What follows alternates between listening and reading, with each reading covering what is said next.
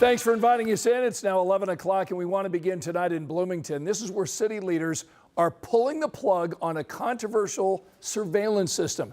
It's sold as a crime solution, but as our Logan Gay shows us, some people worry it actually creates more problems than it solves. That has counselors searching tonight for alternatives. So this comes down to one big question: how much surveillance is too much? Well, the police chief here says that flock cameras like that are worth it, but not everyone here in the community agrees. As Bloomington moves away from its flock camera system, the police chief went before city council, laying out why he believes the technology matters. When it's used responsibly, it contributes to solving serious crimes in our community. We have built in meaningful safeguards. We have strong policy, strong training, strong audits. We also restrict sharing. Bloomington's system includes license plate readers, video cameras, and mobile trailers, all designed to track and record activity in public spaces. With the contract ending, those license plate readers are set to shut off by the end of the week. Captures is a still photo of the rear of the vehicle and its license plate as it travels on a public road. The photo and a timestamp, and that's it, nothing more. Still, some council members worry about how that data could be used or misused. The department finds it a useful tool, there's no doubt that it could be used in such a way. My fear is that, where does it stop? That concern echoed in the room where some residents held up replica cameras in silent protest. One of them says this debate goes beyond just Bloomington. We know that this technology has been used by ICE and other nefarious actors to punish and violate people's rights. So, the more we've noticed this happening in Bloomington, the more the community has grave concerns about being constantly surveilled. The police chief says he understands the concerns, but worries what losing the technology could mean for public safety. It is a useful tool to help us solve violent crimes. And so if we don't have it, we'll just resort back to the way we used to do things. And, it will probably take us longer. There will probably be some that we won't solve, but we'll do everything in our power. The counselors did bring up engaging with a different technology, but they did not get into specifics or make any decisions. In Bloomington, Logan Gay, 13 News. So this discussion comes as Bloomington police now confirmed that they used flock cameras to track down a man who's accused of trying to kill his mom. Police first got the call to a home last night around midnight for a reported fire. Officers heard a woman screaming for help. They found the 54-year-old surrounded by flames and got her out of the home. Tonight, she's at an Indianapolis hospital with what investigators are calling life-threatening injuries. Police tell us neighbors told them the woman lived at the home with her 37-year-old son, saying the woman's car and her son were both gone. Officers used the flock license plate readers to track the man to a motel in Mitchell, Indiana. Tonight, he's facing several preliminary charges, including attempted murder, battery, and arson. In just the last half hour, Indiana State Police have now identified the man who was shot and killed by police over in Hendricks County. All of this unfolding yesterday afternoon in Plainfield, where police say someone robbed the Chase Bank on Southfield Drive. Then today, investigators tracked the suspect, 54-year-old Dustin Horwath, to the Clayton-Belleville area. That's about 8 miles west of Plainfield. Police tell us they tried to stop him, but he ultimately ran from officers. Investigators say Horwath was armed. They shot him during the chase. So we talked with people who live nearby, and they told us this kind of police activity is unusual. Police tell us when this happens, they try to keep everyone in that area safe. That's not something you see every day. It's mostly peaceful out here, very calm. People do mind their own business and all that. All of these situations are dangerous. Police work in general is dangerous, but we don't always get to make the decisions on when and where these happen. We do our very best to make sure it's as safe as possible. And again, we're happy that nobody else was injured in this situation. The officers involved in the incident tonight are on administrative leave. No officers were injured. Indiana State Police tonight are leading the investigation.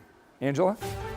Scott, we've been tracking some off and on rain and storms, mainly north and northeast of Indianapolis this afternoon and this evening. And you can still see we've got a couple of cells on radar. One northeast of Muncie. This is pushing into Portland with some heavy rain, some rumbles of thunder. Much lighter, but a few downpours in between Lafayette and Monticello. We are not expecting rain as we look ahead to tomorrow, so all of this will continue to fall apart overnight. Some sunshine, 57 degrees out the door for our Thursday, 74 midday, and high temperatures tomorrow afternoon in the low to mid 80s. In fact, this will be the warmest in the 7-day forecast. We'll go from a warm Thursday to a potentially stormy Friday. I'll have that look ahead in a few minutes. All right, Angela, thanks so much. He was using Snapchat and YouTube, sending dozens of messages and going 65 miles per hour before investigators say he sparked a deadly chain reaction crash along I-465. Tomorrow, Gavin Mosley is due in court for sentencing.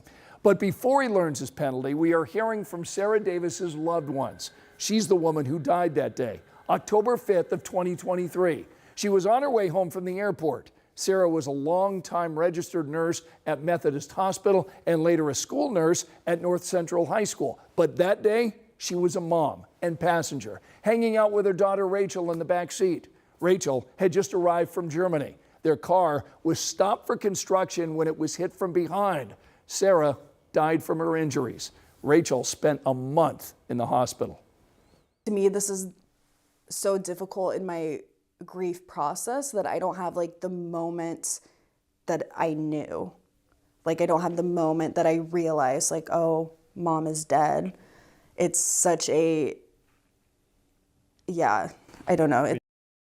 Mosley is pleading guilty to felony reckless homicide. The maximum penalty under that agreement is 3 years. The Davis family and about 20 of their friends are planning to attend the court proceeding tomorrow, hoping to persuade the judge to give Mosley that maximum sentence. And we're going to be there. You'll see our coverage tomorrow right here on Channel 13 and over on WTHR+. New tonight at 11, a former Hamilton Southeastern school bus driver is charged.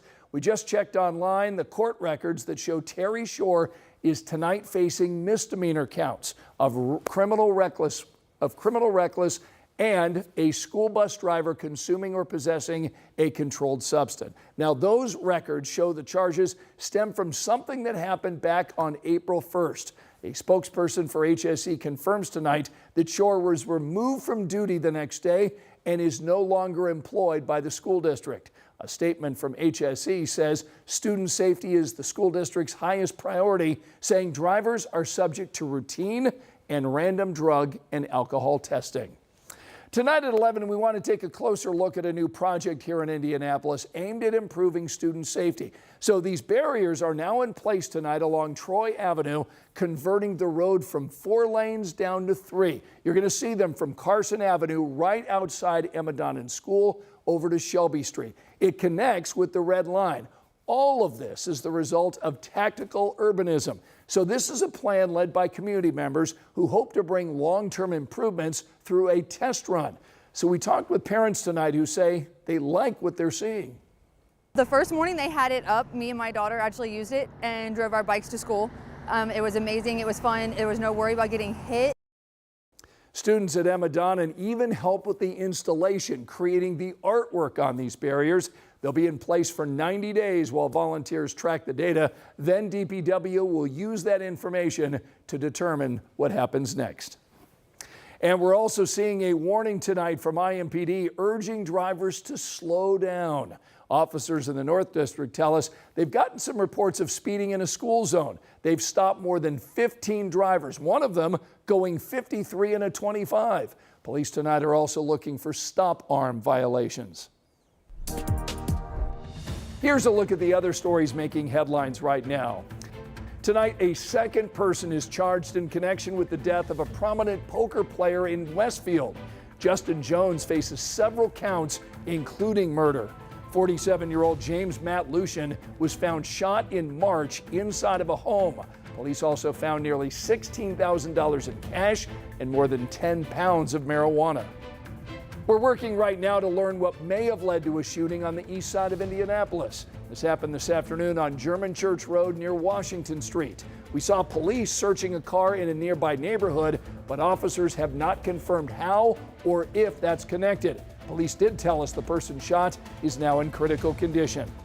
Soon there will be a new resource for men who are recovering from substance use disorder in Hancock County. Aspire Indiana Health is opening 3 recovery houses in Greenfield. These houses are paid for by state and county grants. Leaders say there will be 24 beds available.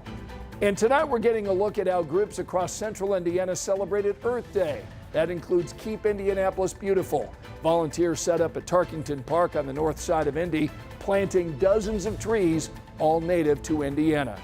Remember, you can find all of our latest local stories streaming anytime. Just scan this QR code on your screen.